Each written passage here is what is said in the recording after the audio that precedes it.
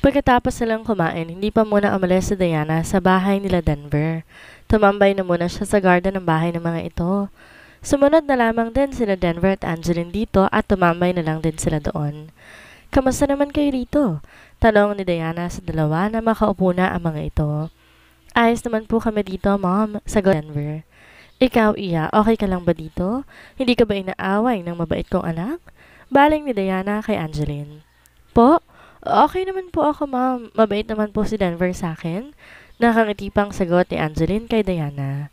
Mabuti naman kung ganon. Basta, Iha, huwag kang mahiyang magsabi sa akin kapag may ginawang kalokohan yung anak ko, ha? Akong bahala dyan. Sabi ni Diana kay Angeline. Mommy naman, ang bait-bait ko kaya. Sabat ni Denver nakakamot-kamot pa sa kanyang ulo. Kilala kita, Denver, dahil anak kita. At minsan man rin nagawang saway na ko kaya binabalaan kita ngayon pa lang. Magtino ka na. Ayusin mo na lamang ang pamilyang meron ka. Bumuo kayo ng maayos at masayang pamilya. Sagot ni Diana sa kanyang anak. Opo, Mom. Hindi ko na po yun uulitin. Promise? Sagot ni Denver at tinaas pa ang kanyang kamay na parang nanunumpa. Tahimik lang naman na nakikinig si Angeline sa mag-ina. Mabuti naman kung ganon. Sagot ni Diana. Ikaw, Iha, baka may gusto kong sabihin sa akin. Baling ni Diana kay Angeline. Po? Wala naman po, sagot ni Angeline. O siya, sige na, at ako'y aalis na rin. Binisita ko lamang talaga kayo dito dahil hindi na kayo napunta sa bahay. Pagpapaalam ni Diana sa dalawa at tumayo na rin siya at diretsong naglakad papunta sa kanyang sasakyan.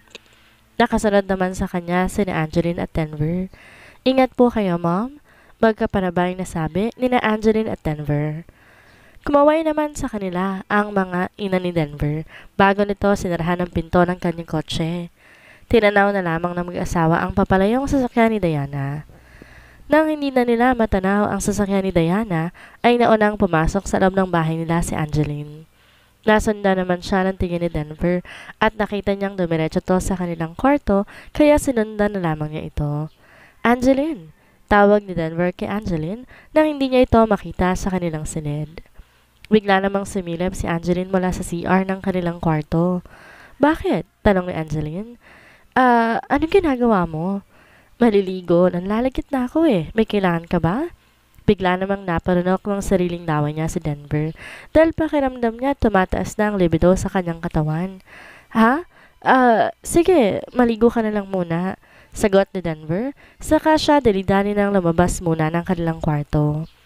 Nagtataka naman si Angeline sa ikinikilo sa Denver, kaya napakunot na lamang kanyang noo. Ano nangyari doon? Kausap ni Angeline sa kanyang sarili bago siya nagpasyang pumasok na ulit sa loob ng kanilang CR. Pagkalabas naman ni Denver, napasandal na lamang siya sa pader malapit sa pintuan ng kanilang kwarto at naipikit na lamang niya na mariin ang kanyang mata. Saka siya napabuga ng hangin sa kanyang bibig. Ramdam kasi niya na nagiinit na ang kanyang katawan. Ito ang palagi niyang nararamdaman ngayon kapag napapadikit sa kanya ang balat ni Angeline. O kaya katulad ngayon, sa kaalamang maliligo ito'y biglang nagiinit ang kanyang katawan at nabubuhay ang kanyang pagkalalaki. Dahil nai-imagine niya ang magandang katawan ni Angeline. Napakalaki kasi na naging epekto ni Angeline sa kanya ngayon. Simula ng gawing may mangyari sa kanila ay nagkakaganito na siya at mabilis mabuhay ang libido sa kanyang katawan. Pakiramdam niya hinahanap-hanap ng katawan niya ang mainit na katawan ni Angeline. Pero dahil nirerespeto niya si Angeline, ay pilit niyang nilalabanan ang nais ng kanyang katawan na maangkin muli si Angeline. Pinalibas naman na muna ni Denver ilang minuto bago siya nagpasyang pumasok na muli sa kanilang kwarto. Pansin naman niya na nagsusuklay na si Angeline sa tapat ng malaking salamin nila. Angeline, pwede na ba tayong mag-usap? Sabi ni Denver pagkasara niya ng pintuan ng kanilang kwarto. Napatigil naman si Angeline sa kanyang ginagawa at tinignan niya si Denver mula sa salamin. Tungkol ba sa niyang kanina mo pang gustong pag-usapan natin, Denver? Kanina ka pa kasing seryoso dyan at hindi mapakali, sagot ni Angeline. Napabuntong hininga naman si Denver at dahan-dahan na siyang lumapit sa pwesto ni Angeline. Nakatitig lamang naman si Angeline kay Denver mula sa salamin. Pwede ba? Ayusin na lamang natin to? Angeline, gusto ko na maging totoo itong pagsasama natin. Gusto ko nang bumuo tayo ng sarili nating pamilya, sabi ni Denver at tinawakan na niya sa balikat si Angeline para iharap sa kanya. Awang naman ang bibig ni Angeline at hindi makapagsalita dahil sa sinabi ni Denver. Tila ba parang nabingi siya bigla dahil doon. Angeline, please. Pwede bang pagbigyan naman natin ang kasal natin na to? Totohanin na natin to, total. Kasal naman na tayo talaga. Bakit di na lang tayo bumuo ng sarili nating pamilya? Sabi pa muli ni Denver nang hindi sumagot si Angeline sa kanyang sinabi. Napakurap-kurap naman si Angeline na magsalita si Denver. Denver, seryoso ka ba? Masama bang pakiramdam mo? Tanong ni Angeline at sinalat pa niya ang ulo ni Denver para tignan kung mainit ba ito. Pero hinuli ni Denver ang kanyang kamay saka yun hinalikan. Gulat naman na napatitig si Angeline kay Denver. Seryoso ko, Angeline. Gusto ko nang bumuo ng pamilya kasama ka? Sabi pa ni Denver. Hilaw naman na natawa si Angeline dahil sagot sa kanya ni Denver. Are you joking me? Huwag kang magbiro ng ganyan. Baka gusto mong bumuga ng apoy ang kapatid ko nang wala sa oras, Denver. Seryosong sagot ni Angeline kay Denver at binawi niya na ang kamay niya na hawak-hawak ni Denver. Tsaka tumalikod. Hahakbang na sana siya paalis sa harapan ni Denver pero natigilan siya na magsalita tong muli. Seryoso ko, Angeline. Mahal na kita at gusto kong bumuo na lamang tayo ng sarili nating pamilya. Agad na sabi ni Denver. Tila natuod na naman sa kinatatayuan niya si Angeline at hindi magawang kumilos o magsalita man lang. Please, Angeline, maniwala ka sa akin. Seryoso ko sa mga sinasabi ko ngayon. Mahal na kita, Angeline. Hindi ko alam kung kailan nagsimula, pero naramdaman ko na lang na mahal na kita. Ikaw na yung palaging gusto kong makasama. Pag-amin ni Denver at lumapit ulit siya sa pwesto ni Angeline at iniharap ito sa kanya. I love you, Angeline. Sabi ni Denver, sa kanya hinalikan si Angeline. Di naman nakakilo si Angeline at nanlaki na lamang kanyang mata dahil sa pagkabigla na hindi niya tinutugon ang halik na ginawa ni Denver sa kanya. Kusa naman na bumitaw si Denver sa paghalik niya kay Angeline at ipinagdikit niya ang noo nilang dalawa. Please, Angeline, bigyan natin ng pagkakataon ng mga sarili natin na ayusin tong pamilyang binubuo natin. Pakiusap ni Denver kay Angeline. Pero si Christine, paanong kapatid ko? Kanda-otal na tanong ni Angeline. Dahil gustuhin man niyang pagbigyan ng nais si Denver, ay iniisip pa rin niya ang kanyang kapatid. Dahil alam niya na mahal ito si Denver. Nito kasing mga nakarang araw, hindi na rin maintindihan ni Angeline ang nararamdaman niya para kay Denver. Nagiging sweet at maalalahanin na kasi sa kanya ito. Kaya parang napapamahal na siya rito. Pero pinipigilan niya ang kanyang sarili sa kakaibang nararamdaman niya para kay Denver dahil alam niyang nobyo to ng kanyang kapatid. At kahit kasal na sila ni Denver, diretso pa rin naman ang relasyon ng mga ito. Ako nang bahala kay Christine. Kakausapin ko ulit siya ng maayos. Wala na rin naman siyang magagawa pa dahil kasal na tayong dalawa. Sagot ni Denver. Ayusin mo muna ang kay Christine bago natin pag-usapan ng tungkol sa atin, Denver. Kapatid ko pa rin si Christine at ayokong isipin niyang inagaw kita sa kanya. Sagot ni Angeline. Tumango-tango naman sa Denver kay Angeline. Oo, aayusin ko ang tungkol doon. Pangako, sagot ni Denver. Pero nagulat na naman si Angeline dahil sa sunod na ginawa ni Denver sa kanya. Muli ay hinalikan ni Denver si Angeline. Banayad lamang ang paghalik ni Denver kay Angeline. Dahan-dahan namang tinutugon ni Angeline ang paghalik sa kanya ni Denver. Nang maramdaman ni Denver na tinutugon na ni Angeline ang kanyang halik, unti-unti nang nagiging mapaghanap ang kanyang paghalik dito. Pinasok pa niya ang dila sa loob ng bibig ni Angeline na animay may hinahanap doon. Hindi naman malalaman ni Angeline kung paano ba niya tutugunin ang ginagawa ni Denver, kaya hinayaan na lamang niya to sa kanyang ginagawa. Ramdam naman na ni Denver ang pag-init ng kanyang katawan at alam niyang buhay na naman ang kanyang pagkalalaki. Dahan-dahan niyang binuhat si Angeline papunta sa kanilang higaan habang magkahinang pa rin ang kanilang mga labi. Napahawak naman si Angeline sa batok ni Denver. Dahan-dahan na rin niyang ibinababa si Angeline sa kanilang higaan habang patuloy pa rin siya sa paghalik dito. Binitiwan lamang niya ang labi ni Angeline nang halos parehas na silang kapusin ng hininga. Nanatili naman na nakahiga si Angeline habang nakapatong sa ibabaw niya si Denver. Pinakatitigan naman ni Denver ang maamong mukha ni Angeline. Gustong-gusto niyang tinititigan ang mukha ni Angeline dahil diba, hindi ito nakakasawang tingnan. Denver? Sabi ni Angeline. Dahil naiilang na rin siya sa paraan ng pagtitig ni Denver sa kanya. I love you, Angeline. Halos pabulong na tugon naman ni Denver kay Angeline at dinampian niya ito ng magaan na halik. Alam kong mahirap para sa iyo to, Angeline, pero sana hayaan mo akong mahalin ka at sana matutunan mo rin akong mahalin. Pagpapatuloy pa ni Denver. Naging mapusok na ang paghalik ni Denver dito. Tinutugon naman ni Angeline ang paghalik sa kanya ni Denver. Hindi naman maintindihan ni Angeline ang kanyang sarili kung bakit parang nagugustuhan niya ang ginagawang paghalik sa kanya ni Denver, kaya tinutugon na niya ito. Sandali lang, Denver. Pigil ni Angeline kay Denver nang maramdaman niya na pababa na ng pababa ang paghalik sa kanya ni Denver. Napakunot naman ang noon ni Denver dahil doon at tiningnan niya si Angeline. Why? I think wag na muna, Denver. Kanda o talpa na sabi ni Angeline. Bakit? Ayaw mo ba? Kunot noong tanong ni Denver kay Angeline. Denver, hindi naman sa ganon, pero kasi mas maganda siguro na ayusin mo muna tungkol kay Christine. Pinipilit ni Angeline na pigilan ng kanyang sarili kahit ang totoo ay nadadala siya sa ginagawa ni Denver kay Angeline. Denver, hindi naman sa ganon. Gustong-gusto ng katawan niya ang ginagawa ni Denver na pagpapaligaya sa kanya, pero kailangan niya tong pigilan dahil alam niyang karelasyon din to ng kanyang kapatid. Angeline, ako na ang bahala kay Christine. Huwag mo nang alalahanin tungkol sa kanya. Pero Denver, hindi na naituloy pa ni Angeline ang kanyang sasabihin at napaungol na lamang siya ng walang sabi-sabi. Bigla na lamang kumilos ang asawa. Ilang saglit pa sabay nilang narating ang rurok. Binihisan na rin niya si Angeline habang ito'y tulog na. Matapos niya yun gawin, nagbihis na rin sa Denver at tumabi na siya sa pagtulog kay Angeline. Inigapan niya to sa kanyang braso at niyakap. I love you, sabi ni Denver kay Angeline kahit natulog na ito. Sa kanya to dinampian ang halik sa labi. Kinaumagahan, unang nagising si Angeline. Napatitig pa siya sa maamong mukha ni Denver na tulog pa rin habang nakayakap sa kanya. Bigla niya tuloy na alala ang mainit na sandali nilang dalawa kagabi. Tapos ka na bang titigan ng mukha ko? Sabi ni Denver, dahil kanina pa talaga siya gising at pinapakiramdaman nga lang si Angeline na kanina pa nakatitig sa kanya.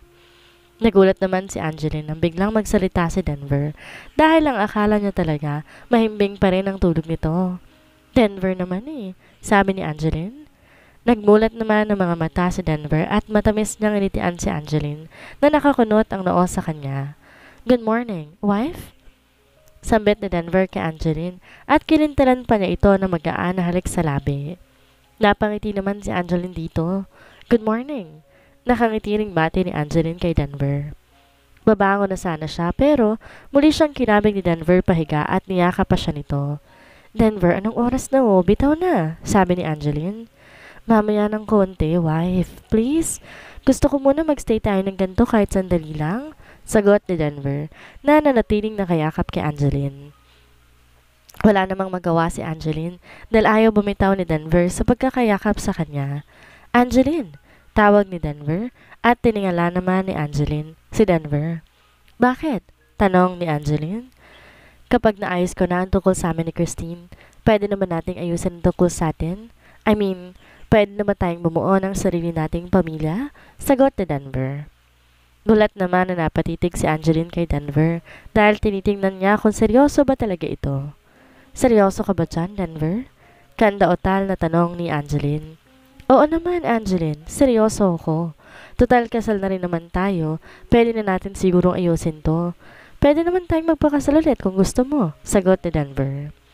Napabuntong hininga naman si Angeline dahil nahihirapan siya kung ano nga ba ang magiging desisyon niya. Alam niya kasi sa sarili niya na nahuhulog na rin siya kay Denver. Kaya nga binigay na niya ang kanyang sarili dito ng buong buo at wala naman siyang pinagsisisihan dito. Pero ang bumabagabag sa kanyang sarili at isipan ay ang kanyang kapatid. Alam niya sa kasi na si Christine ang mas maaapektuhan sa magiging desisyon nila ni Denver na ito. Basta, ayusin mo muna ang tungkol sa inyo ni Christine. Saka na natin ayusin ang tungkol sa atin. Alam mo naman siguro ang ugali ng kapatid ko na yon, kaya baka mahirapan ka sa kanya. Kaya mas mabuting unahin mo munang ayusin ang tungkol sa inyo. Nandito lang naman ako palagi Sagot ni Angeline dito. Sige, basta kapag naayos ko na to, bubuo na tayo ng malaking pamilya. Sagot ni Denver. Nahampas naman ni Angeline si Denver dahil sa sinabi nito. Umayos ka nga dyan, Denver. Iirap-irap pa na sabi ni Angeline. Bakit? E di ba gusto na rin ng mommy ng apo? Bakit di na lang natin sila pagbigyan? Tatawa-tawang sagot naman ni Denver. Basta, intindihin mo muna si Christine. Saka maisipin yung pagbibigay mo ng aapo sa mga magulang natin. Sagot ni Angeline. Oo na, sige na po. I love you, wife. At hinalikan pa niya si Angeline. Tanging pagngiti na lamang ang ginante ni Angeline kay Denver. Wala ba akong I love you too man lang? Sagot ni Angeline. Hindi pwede, kailangan may sagot ka dun. Pangulit pa ni Denver dito, saka siya pumatong kay Angeline. Nagulat naman si Angeline sa ginawa ni Denver. Denver, ano ba? Umalis ka nga dyan. Sumagot ka muna. Pag hindi ka sumagot, alam mo na ang mangyayari. Sabi ni Denver habang nakangisi kay Angeline. Denver, stop it! Saway ni Angeline. Nagpupumiglas naman si Angeline pero hindi niya kaya ang lakas si Denver. Denver, please, stop! May pasok pa tayo sa opisina. Ano ka ba? Saway pa ulit nito. Okay, fine. I love you too. Please, stop! Sumusukong sabi ni Angeline para tumigil na si Denver sa ginagawa nito. Tumigil naman na si Denver sa kanyang ginagawa at napangisi na lamang siya kay Angeline. Sa kanya ito kinintila ng halik sa labi bago umalis sa ibabaw ni Angeline. Nakahinga naman na malawag si Angeline nang umalis na sa ibabaw niya si Denver. Tara na, sabay na tayong maligo. Sabi ni Denver kay Angeline at binuhat niya na ito papuntang CR. Gulat na naman si Angeline. Dalang akala niya okay na si Denver at titigilan na siya nito sa pangulit nito. Hindi na, Denver. Kaya ko na, ibaba mo ako. Sabi ni Angeline, pero wala na rin siyang magawa pa. Nang ipasok na siya ni Denver sa kanilang CR. Tatakbo pa sana siya palabas nang ibaba siya ni Denver pero mas mabilis si Denver dahil nahapit siya kaagad nito sa bewang niya. Saan ka pupunta, ha? Nakangising sambit ulit ni Denver habang hindi ito binibitawan. Denver naman eh. Mauna ka na lang maligo, sabi pa ni Angeline. Bakit? Ayaw mo ba ako makasabay maligo, wife? Malanding bulong ni Denver kay Angeline. Para namang nagtaasa ng balahibo ni Angeline dahil ramdam na ramdam niya ang hininga ni Denver sa may tenga niya. Denver, stop it. Saway ni Angeline kay Denver.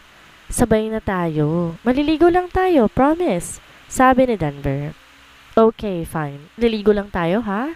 Sumusukong sagot na ni Angeline kay Denver dahil wala na rin siyang magawa pa dahil ayaw siyang bitawan ni Denver at isa pa, malalate na sila sa kanilang trabaho.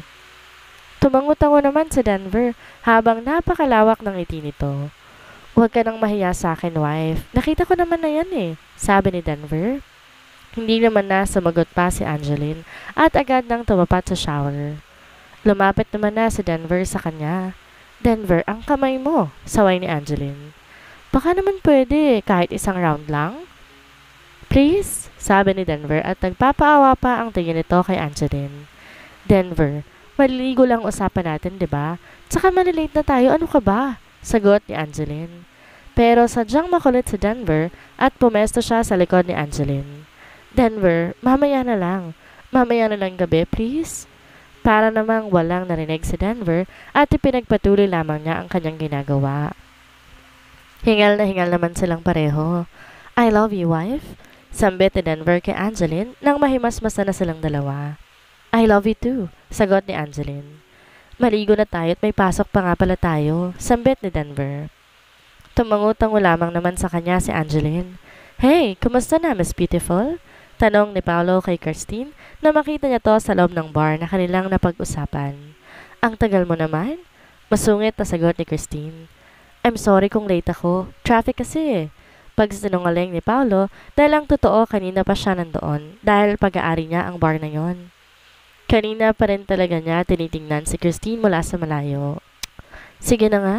Okay lang kahit late ka, ang mahalaga. Nakarating ka naman at may makakasama ako ngayon? Sagot ni Christine. Napangiti naman si Paolo kay Christine. Nasaan pala yung Amazona mong kasama noong gabi na makita kita? Hindi mo ba siya kasama? Tanong ni Paolo at napapatingin pa siya sa paligid dahil baka bigla na namang sumulpot ang kaibigan ni Christine. Ha? Amazona?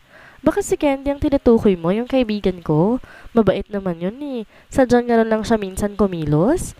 Tatawa-tawa ang sagot ni Christine. Nasaan siya? Tanong pa ulit ni Paolo. Hindi, wala. Hindi ko siya kasama ngayon. Kasi hindi siya sumasagot sa mga tawag ko eh. Kailangan ko pa naman ngayon ng karamay. Kaya ikaw na lang yung tinawagan ko. Sagot ni Christine. At inabot niya kay Paolo ang isang shot glass na may lamang vodka. Agad din naman niyang tinanggap ni Paolo at ininom. Wow, more? Tanong pa ni Christine. Sure, kailangan mo ng karamay, diba? Eh di dadamayan kita. Alangan naman, nabantayan lang kita dito, diba? Sagot ni Paolo. Tumangot-tango naman si Christine at umorder pa ulit sa counter na maiinom nila ni Paolo. Tama. Tama ka dyan. Dapat dadamayan mo ko at hindi babantayan. Sabi ni Christine, sabay abot ulit ng shot glass kay Paolo. Nakailang shot pa silang dalawa. Pansin pa ni Paolo na parang tinatamaan na ng alak si Christine. Hey, tama na yan. Mukhang lasing ka na. Hindi ko alam kung saan ka ihahatid. Saway pa ni Paolo kay Christine. Shh, hindi pa ako lasing. Sagot ni Christine na sinisinok na sa kalasingan.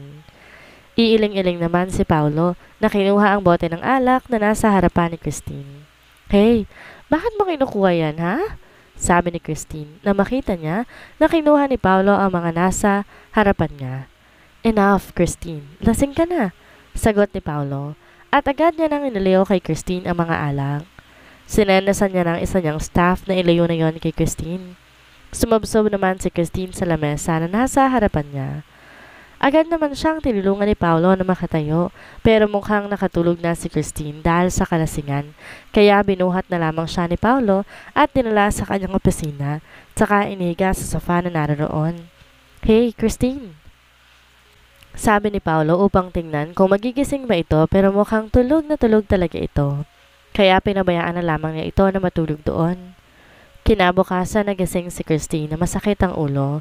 Pagtingin niya sa kanyang paligid, agad nanlaki ang mga mata niya dahil hindi siya pamilyar sa lugar kung nasaan siya.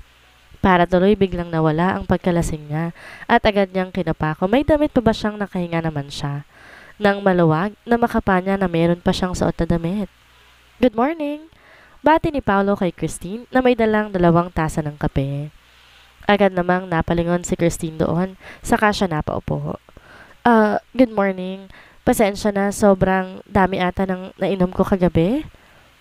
Sagot ni Christine kay Paolo. Mukha nga. Pero ayos lang naman, at least na-enjoy mo naman talaga atang paglalasing mo. Sagot ni Paolo. Napabuntong hininga naman si Christine. Sandali lang, nasan pala ako? Tanong ni Christine nang maalala na hindi pamilyar sa kanya ang lugar kung nasaan sila. Opisina ko to. Dito na muna kita dinala dahil hindi ko naman alam kung saan kita ihahatid kagabi. Don't worry, wala akong ginawa sa'yo, sagot ni Paolo. Salamat, sagot ni Christine, saka siya humigop ng binigay sa kanyang kape ni Paolo. Mukhang napakalaki ng problema mo dahil nagpakalasing ka ng ganon. Pwede mong i-share sa akin yan kung gusto mo, sabi ni Paolo.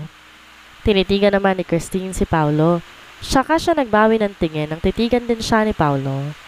Bumuntong hininga naman na muna si Christine bago nagsalita. Alam mo ba na boyfriend ko ang asawa ng ate ko? What? Gulat na tanong ni Paolo dito. Totoo ang sinabi ko, Paolo, pero ako unang nakarelasyon at hindi si ate. Napakunot naman ang noo ni Paolo dahil sa sinabi ni Christine. What do you mean? Tanong pa niya. Magjowa talaga kami bago pa ipakasal ang boyfriend ko sa ate ko. Ang sakit-sakit nun, no? Isipin mo sa iba kinasalang taong mahal mo. Ang mas masaklap pa, sa ate ko pa talaga, ha? Iirap-irap namang sagot ni Christine dito. Sorry, hinging tawad ni Paolo. So bakit pinakasal ang boyfriend mo sa ate mo? At bakit sila mag-asawa at pumayag na ikasal sila? Sunod-sunod na tanong pa ni Paolo. Arranged marriage. Kailangan ng tulong ng kumpanya namin at ang magulang ng boyfriend ko handang tumulong sa kumpanya namin kapalit ng pagpapakasal ni ate sa boyfriend ko. Pagkukwento ni Christine. Bakit hindi ikaw? I mean, bakit ate mo pa hindi na lang ikaw? Tanong pa ni Paolo. Ayaw sa akin na magulang ng boyfriend ko, kaya ganon kay ate siya pinakasal. Sagot ni Christine. So kaya ka pala naglalasing ng ganon kagrabe dahil sa boyfriend mo, sabi ni Paolo. Mahal na mahal ko si Denver, pero ramdam ko ang panlalamig niya. Gusto na nga niya makipaghiwalay at hindi ko talaga matatanggap yun, sagot ni Christine. Alam mo, wala ka na rin namang magagawa pa dahil kasal na sila eh. Bakit hindi ka na lamang tumingin sa paligid mo? Malay mo nasa tabi mo pala ang totoong magmamahal sa'yo, sagot ni Paolo. Bigla namang natigilan si Christine at agad na napalingon kay Paolo na nasa tabi niya. Tumigil ka nga dyan. Mahal ko si Denver kaya hindi ako papayag na mauwi lang sa walang ilang taon na relasyon namin, sagot ni Christine.